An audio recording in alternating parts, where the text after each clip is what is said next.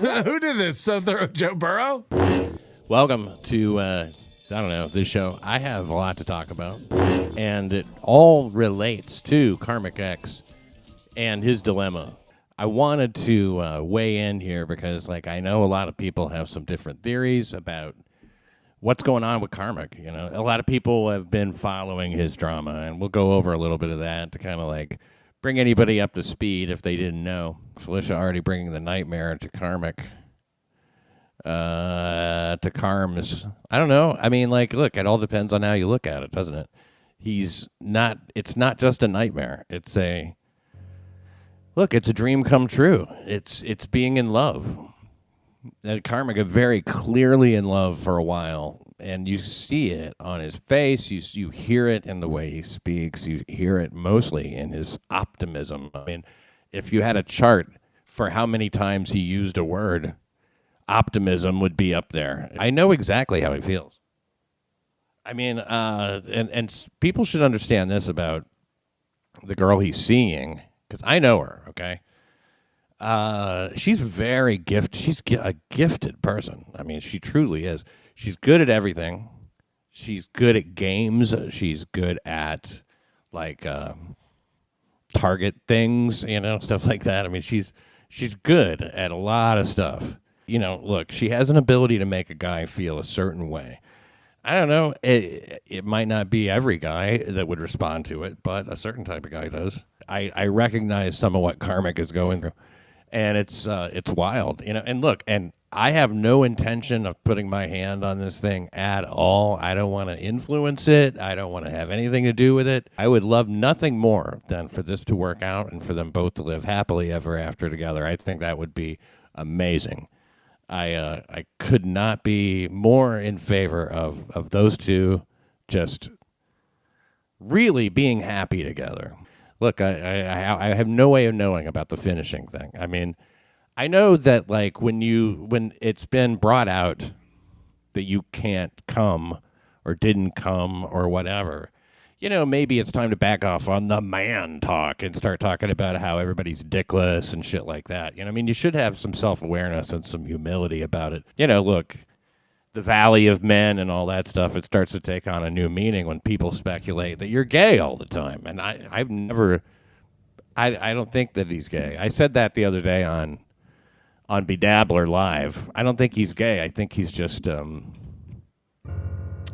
mama's boy, and I think he's inexperienced. In the clip that I mentioned a second ago, Karmic was on MLC with Felicia, and they were talking to Kevin about whether or not they were going to get together.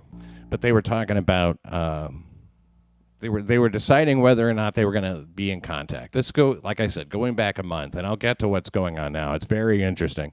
And I know that you guys probably kind of get it generally, but I can link it directly. I can tell you exactly what the problem has been between those two.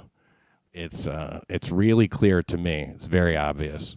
There's a particular thing, and there may be more than one particular thing, but there's definitely at least one particular thing that I know did not go over well.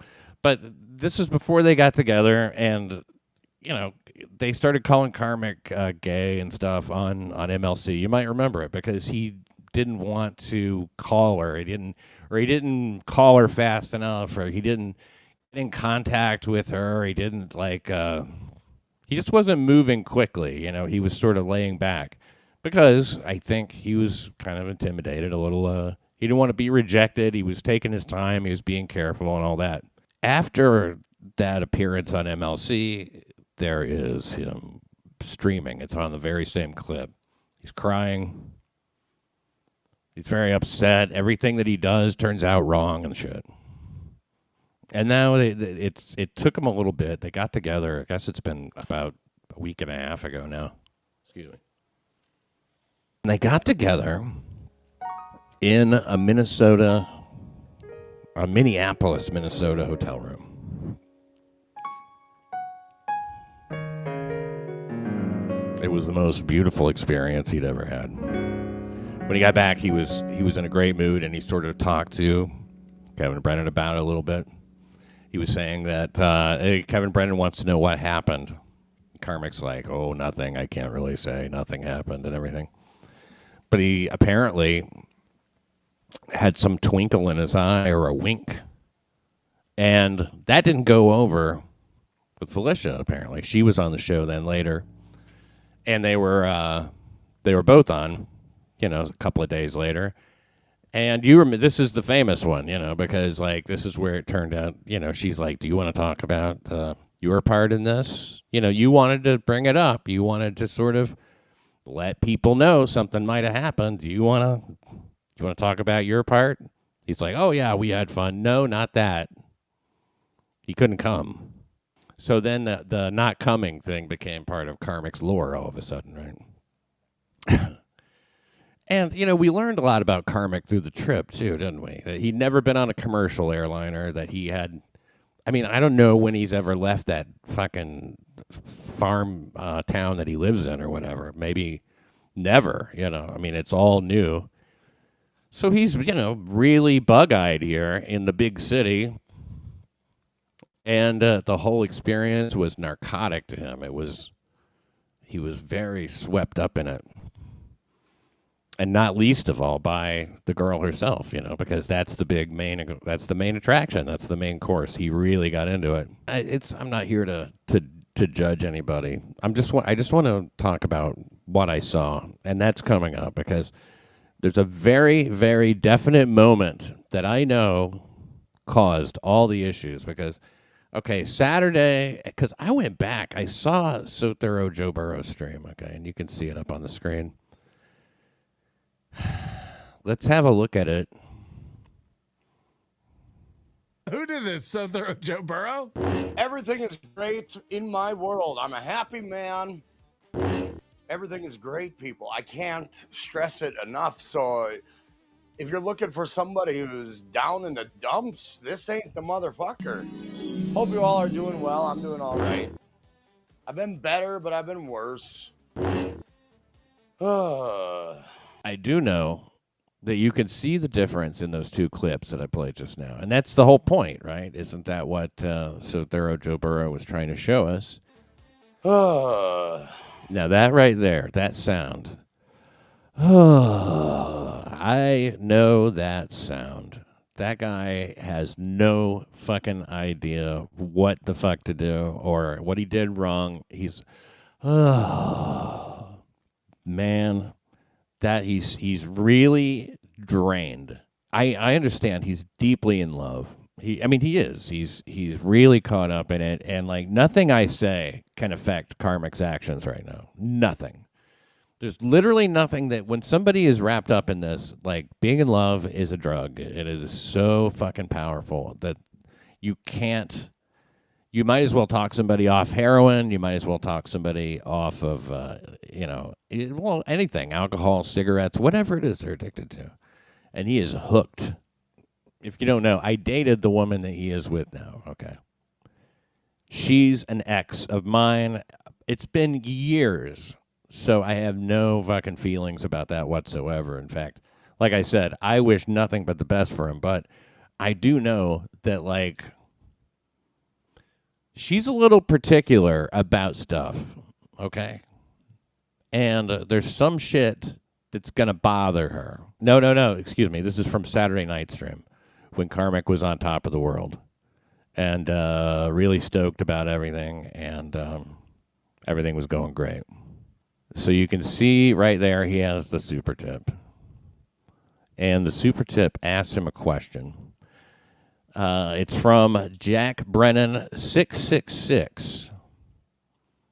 Ari Jane is attractive, has a nice body, and is all oatmeal above the eyebrows. A real vapid hole. You should explore that avenue. Chat her up, fly out to see her, and maybe she can make you pop and break your cherry. And there it is right there, so you can see it. Now, what I'm going to do is read the transcript here, okay? Because I don't want to show the clip. I don't want to get in any trouble. I don't want any fucking, problems. The other clip was from So Thorough Joe Burrow. This is right from KarmicX Live. So we've established they had sex. Now, some people believe they didn't have sex. I don't think that he would allow the detail of him not coming to be part of it. He certainly is playing along with that really well going forward if they didn't have sex. People need to get over the idea. They hooked up, okay? No question. Nobody flies to Minneapolis not to do that. And and I'm talking about the both of them. They were clearly in the room together. I mean, it's not a work. It's definitely not a work. When you hear Karmic describing the way he was pounding his dick so hard, with such force, with such jackhammer, jackrabbit speed and sloppiness, trying to show that he cared is what he said, which I thought was an interesting choice of words. Not trying to show that he can come, but trying to show that he cared. The man jacked off so hard, he injured his dick, and he told us this. Now, just hearing these facts is like kind of, whatever, you know. Wow, that's weird. Picture it. Just picture it. Yeah. I think he said she was naked. He's staring at her. Imagine the intensity that there must have been. But they went ahead and booked a second date. God bless. I hope both of them come as much as they want. Or, you know, or whatever it is they work out. I hope it's great. Now, here's where he fucks up. He starts off pretty good. My friends, that's where my heart is with this individual. So I want you to know where I'm at now. He goes, if things were different, I felt that, you know, I was not involved with anybody and then all that. If I was in a situation like that, I'd get to know Ari. We'd get to know each other, and then we'd see what was up. You know, I feel she'd be great, too. You know, I think she'd be excellent relationship-wise. Then he reverts back. But, yeah, this man has one eyes for one. And that's me, Jack. I hope you understand where I'm coming from, and thank you kindly, sir, for the 20.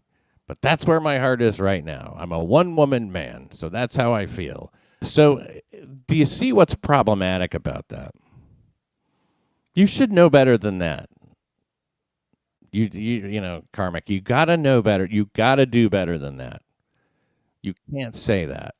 Look, I mean, women love him. Women love him. They feel comfortable with him. They think he shows vulnerability, I think. I love what's happening. I want them to be together. I thought it would be weeks before there was any sort of an issue. You know, I mean, I thought that some time would go by, and then maybe we'd start to see some wrinkles in the whole thing. But this is all happening very quickly. Build an empire together. That would be great. But he's very hopeful about it. And so, like, all the hope, you see, here's the thing. All the hope that he has is hinged on her. She is the thing that represents, like, the change that he's been looking for, you know, something happening. I mean, like, the position of power she has right now is way out of proportion, you know, because, look, she represents his kind of ticket out of loneliness, his ticket out of being nowhere, his ticket out of that little town. You know, he has a reason to travel, a place to go, someone to see, something to do. It's like a life preserver has been thrown to him, and he's, you know, grasping onto it, and he's holding onto it as tight as he can. But like he expresses in these Sunday streams, which I'm going to go over in a second, the harder he squeezes, the more it squishes between his fingers and falls away, and he doesn't have it anymore. Oh, it's such a shame. It's all this pressure. He can't say anything, and he keeps doing that deep sigh. God, ugh, stuff like that. Ugh. Man, it's like he has one priority right now, and that's this relationship, and he's made it his higher power. And you know that I'm not wrong about what it is that you guys fought about. I mean, there's no way that I'm wrong. I mean, it's like this. I know what's going to make her mad. That made her mad because I happened to watch that stream, where you started going off on how great Ari Jane is and everything. Or how, hey, if you weren't together with her, hey, if there was something wrong with my relationship or if that ended, yeah, I'd give Ari Jane. It sounds like you're putting Ari Jane on the back burner. You see, she was on the stream part of the time. She wasn't watching because she was doing her comedy gig or whatever. I had to go back and see if I could figure out a clue of like what was going on here. And I did. You mentioned being flaky. You sound flaky. That's the problem. Like as if, like, well, this relationship, I don't know. Like you're halfway in it. And that's what pissed her off. I would like to point out that everything you're eating, I've eaten, okay? I've been there. So, how'd that dick taste? And I came. So, whatever, just letting you know. Just in case you weren't thinking about that, maybe you should think about it next time. You feel that tightening up? You see that people see the tightening up. You're going to have to strike a balance there. It's going to be, look, if you don't know that, that Felicia doesn't want to hear about what you would do without this relationship working out. She doesn't want to hear about Ari Jane and what you would do. I mean, the previous night, Ari Jane had Super Tip. And you're like, oh, Ari Jane's a sweetheart, Ari Jane, and you sang her praises, and she mentioned maybe coming on to talk to you again. You're like, yeah, sure, let's set it up, Well, and then you say, hey, if it wasn't for Felicia, maybe Ari and I would hook up. You see how that sounds to her, right? No, I'm not saying that it's like something that she should make you feel like shit about. I'm not saying that it's, I don't know exactly what the conversation was, but I do know that that flakiness thing must have come up because you mentioned it. So now he has to be very careful, and you do have to be very careful. You got to be fucking super careful, dude. What you said hurt her bad. It hurt her bad. And, it's in the back of her mind now.